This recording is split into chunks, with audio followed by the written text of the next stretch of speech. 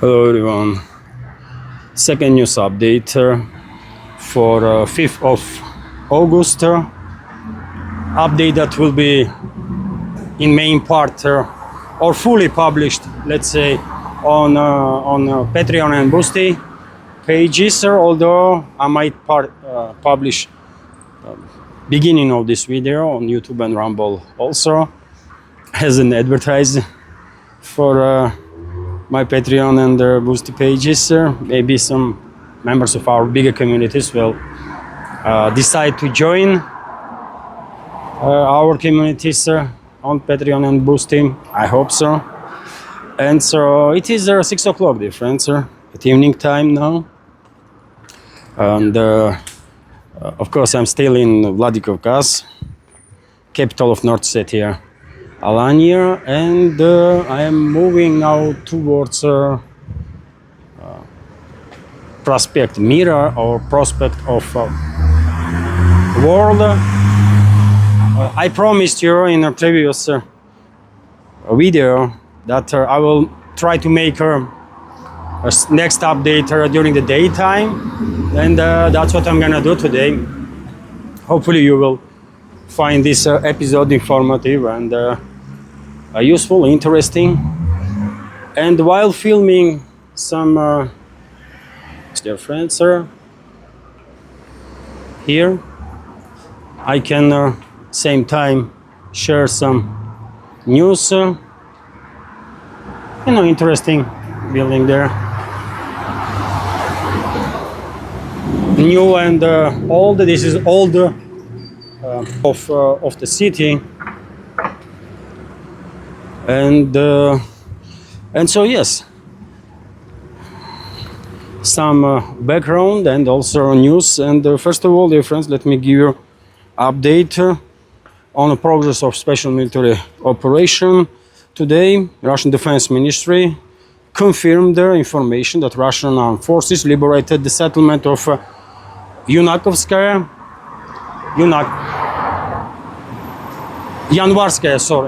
Yanvarskoe in Dnipropetrovsk region. And if I remember correctly, this is either third or fourth settlement now that was liberated by Russian forces inside the Dnipropetrovsk region. And well, as time goes by, Russian troops all over their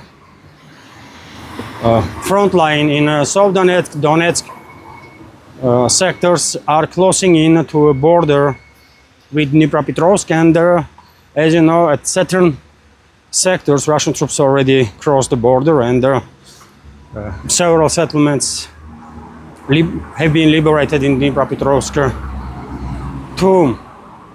And obviously progress will continue. Russian armed forces not gonna stop, by the way, until all main goals will be reached, which is demilitarization and denazification of this Western-backed terrorist regime of Zelensky. And whenever some peace agreement will be reached, and after all conflicts one day are ending with some sort of diplomatic agreement or political agreement, whenever that day comes, I guess very little will be left, or if anything, from Ukraine that we knew is former Soviet era republic, and all to be blamed on Western ruling class and these extremist formations, extremist elements and the formations on a Kiev-controlled territory that basically allow themselves to be used by Western ruling elites, Ukraine to be sacrificed for geopolitical agenda of the West. That's how it is. I said many times that once this conflict will end, western parts of Ukraine probably will be reclaimed by Poland, Hungary, and Romania, maybe even Slovakia and Bulgaria will have some claims. Rest of the territory will either completely join Russian Federation after referendums will take place and people will have opportunity to decide on their future, or majority of the regions from Kharkiv to Odessa for sure will join Russian Federation, and Kiev and surrounding few regions might maintain statehood on the political map, but only in sphere of Russian influence, completely free from this destructive Western destructive pressure and dictatorship of Western ruling class. Anyways, let's continue with some more news and well, next information is that well, globalists still are pushing for prolongation of this conflict because, well, until they're gonna be smashed big time, they will refuse to face the reality. We are on the prospect of peace now, dear friends, or prospect of world, prospect Mira, and that's how it looks during the daytime. Let me just give you some views. So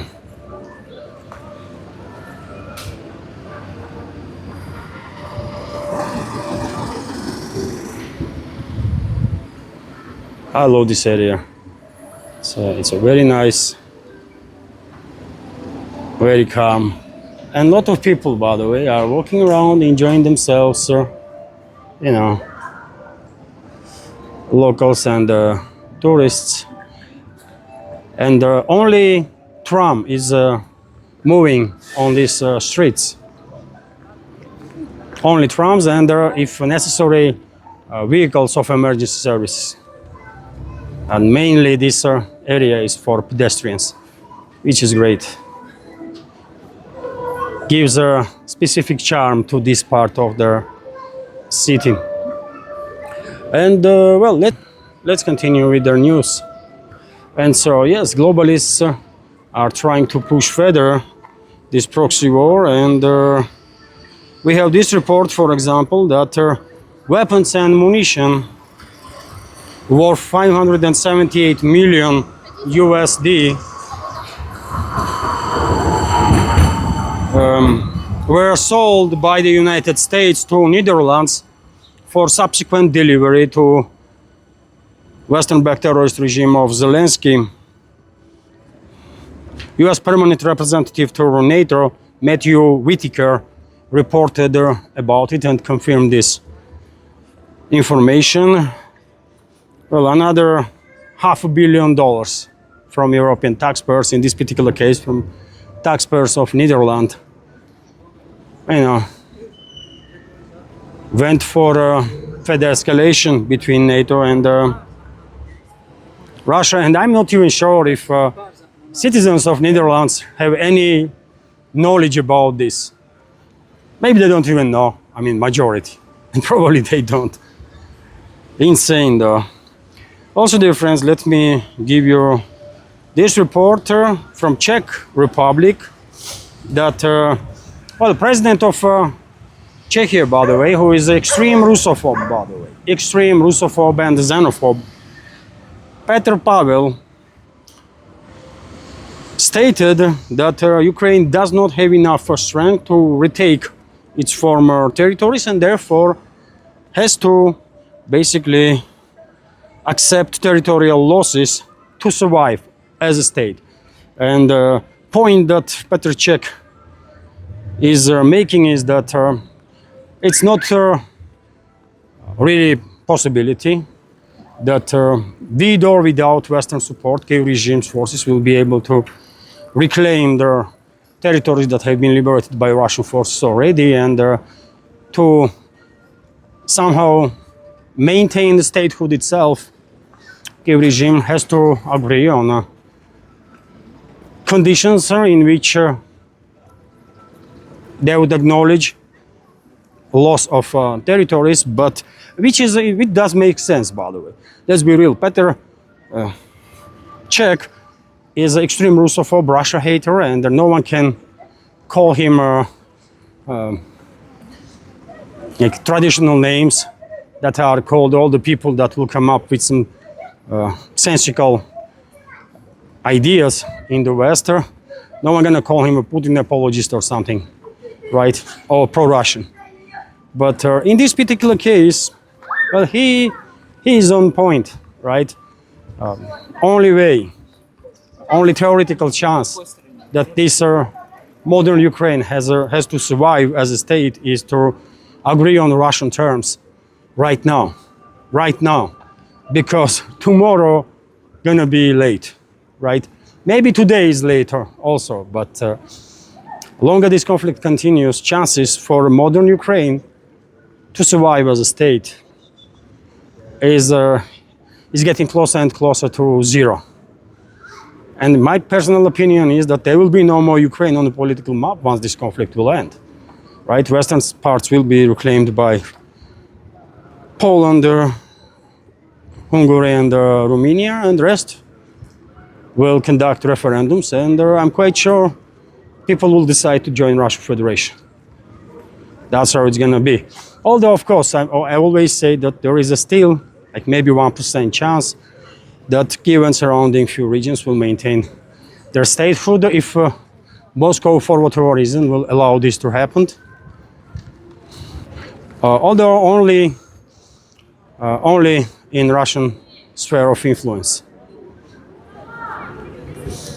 So, will Kiev regime listen to Petr Čech, president of Czech Republic? I don't think so. Will globalists listen to this statement or call from Prague? No, definitely not. But nevertheless, it is good to know that high-ranking officials in Europe, no matter how tough they are acting or how much crazy stuff they are saying about Russia, they are realizing that basically they have lost. They lost this proxy war against Russia. That's how it is. Also, dear friends, let me check what other news I have prepared for this update. Interestingly,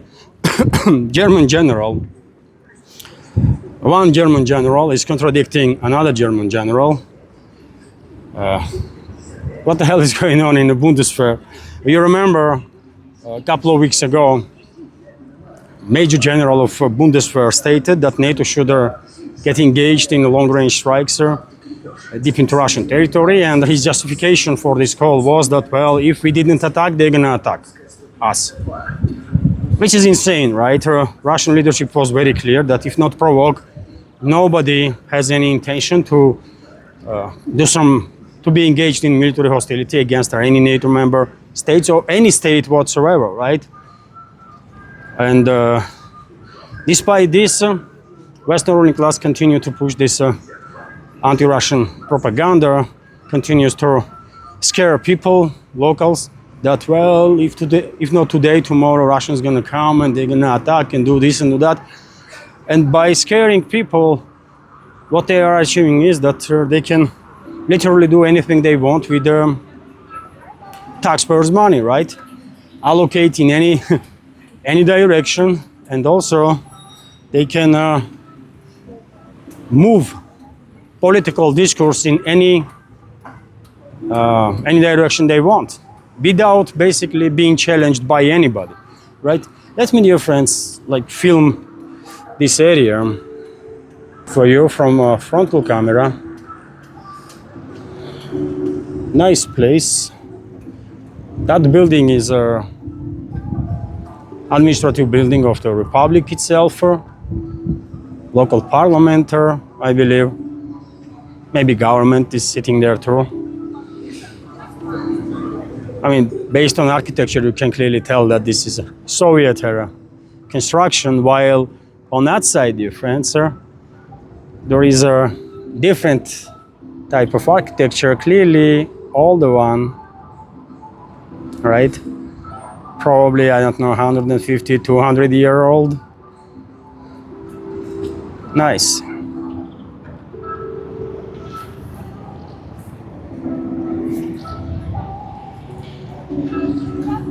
And also, you know, another Soviet era building there. And nice cafe, outdoor cafe. And so yes, let me read the news that I have bookmarked for tomorrow's live stream, but you will hear about this news and my take on these developments today. And so, what was next news?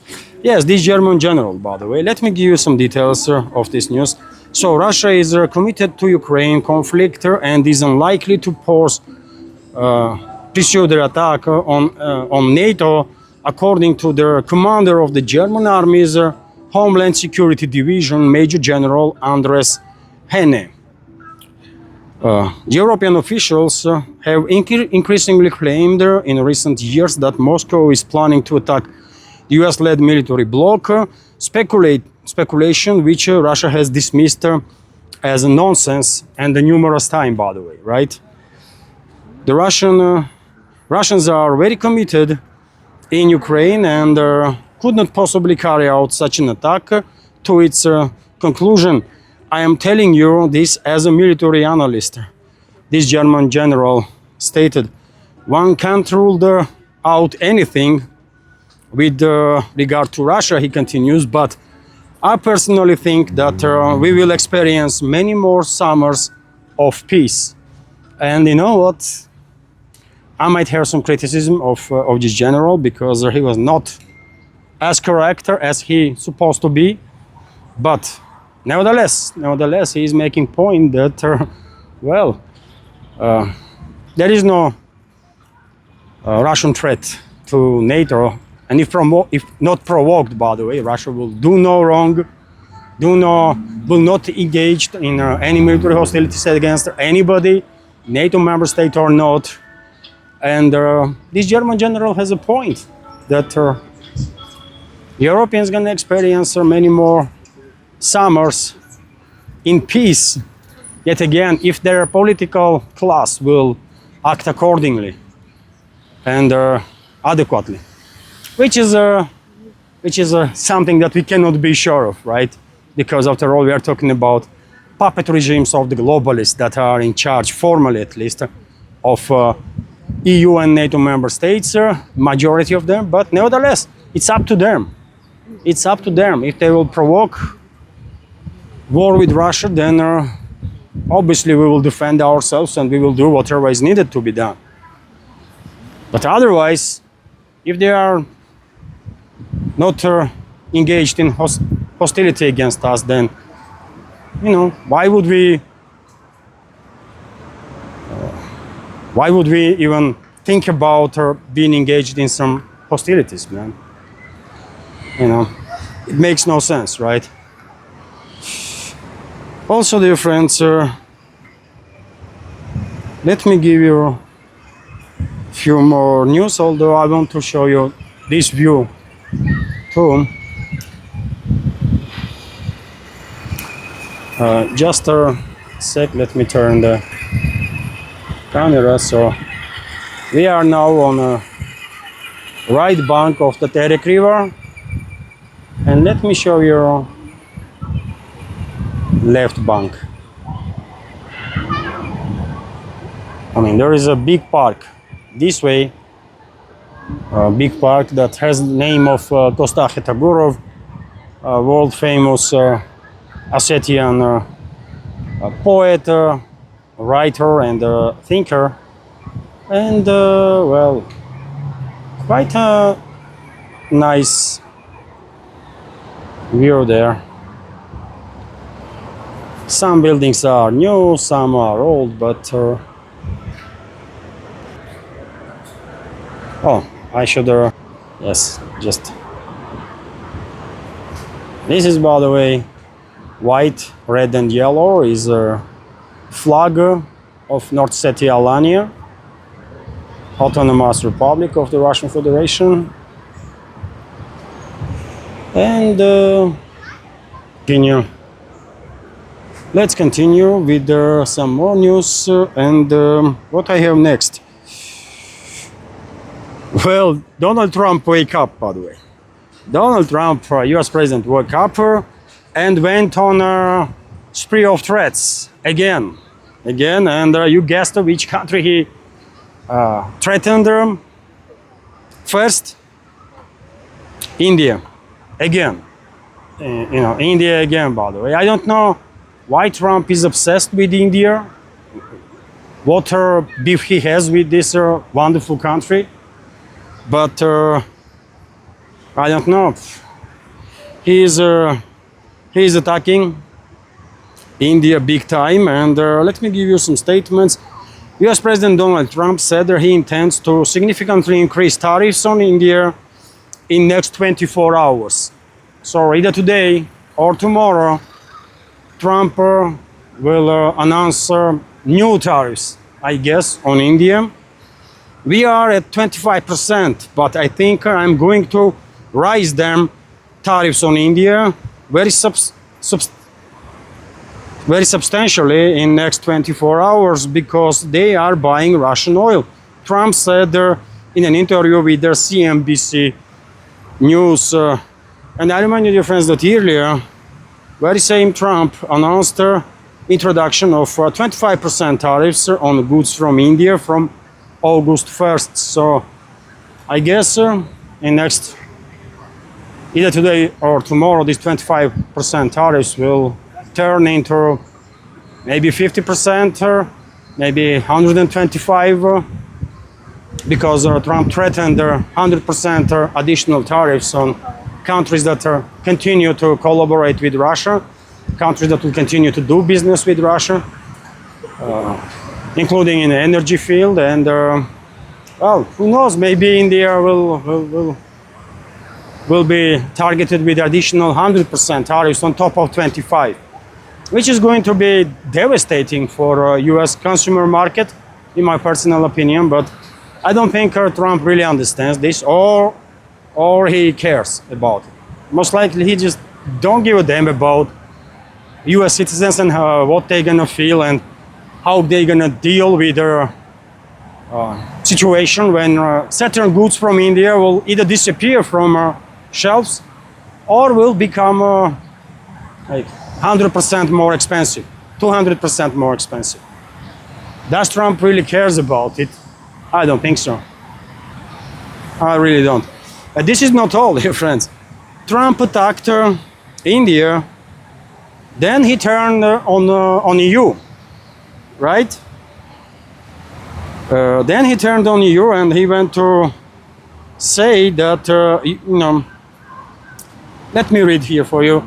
So US President Donald Trump said that if European Union fails to fulfill its investment commitments to the American economy, Washington may return increased import duties of 35%. And I remind you, dear friends, that as a result of relatively recent negotiations between Trump and Ursula von der Leyen, head of European Commission, agreement was reached that EU will be targeted only with the 15% tariffs from the US, while US goods will enter EU market without any tariffs whatsoever. Although that agreement that was reached by Trump and Ursula is unrealistic, right? Everybody understands that it's unrealistic because Ursula promised that EU will invest in US $600 billion. She also promised that EU will buy LNG from US for $250 billion a year for the next 3 years in a row, which is also nonsensical stuff, by the way, right? US don't have such a volume of LNG, and EU has no capabilities to actually receive this volume of LNG, even if US was in a position to sell that much liquefied natural gas to European countries. So seems like either way, EU gonna be targeted with 35% tariffs shortly, because that deal was reached between Trump and Ursula is freaking nonsense. It cannot be done, right? So EU should get ready for 35% tariffs. And on this matter, dear friends, which is going to be devastating, obviously, for European economies, but situation, by the way, in trade between the US and Europe is already quite stressed. Already quite stressed, because we have, for example, this report that imports of European goods into US have reached its lowest level, right, for the last 6 months. So against the backdrop of the introduction of import duties, United States purchased goods from the European Union in June for a minimum of $45.7 billion since the February last year, according to RIA Novosti analysis of data from the American Statistical Service. So yes, EU has exported into US lowest volume of goods in last 6 months, and I guess next month volume will drop further, months after even further, and at some point Trump gonna introduce a 35 or maybe 50% tariffs on European economies to further accelerate the industrialization of Europe. And hope of Trump and his team probably is that European companies will move their manufacturing capabilities into US, and that will accelerate reindustrialization of the US. And in any case, by the way, EU is losing. No matter which way situation will go, EU is losing, and big time, right? Process is underway. What else do I have here? US economy, by the way. Maybe surprisingly for some, but Moody's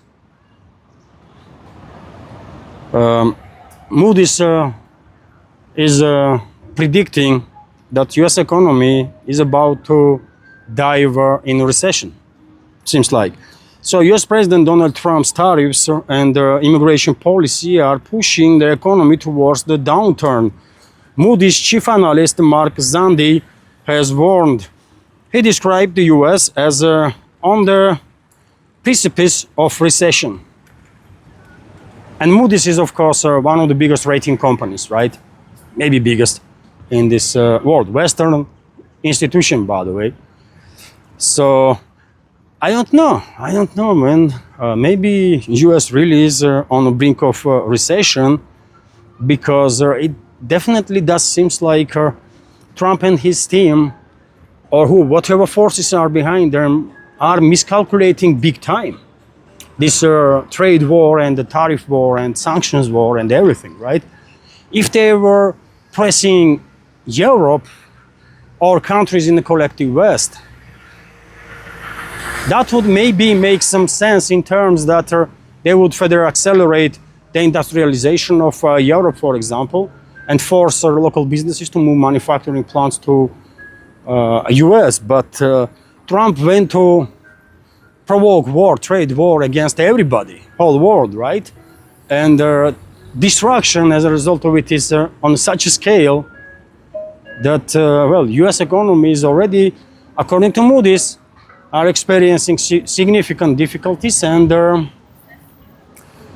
on the brink of recession. And this is just the beginning. This is just the beginning. And dear friends, I will pause now for a sec, and we'll continue in a couple of minutes.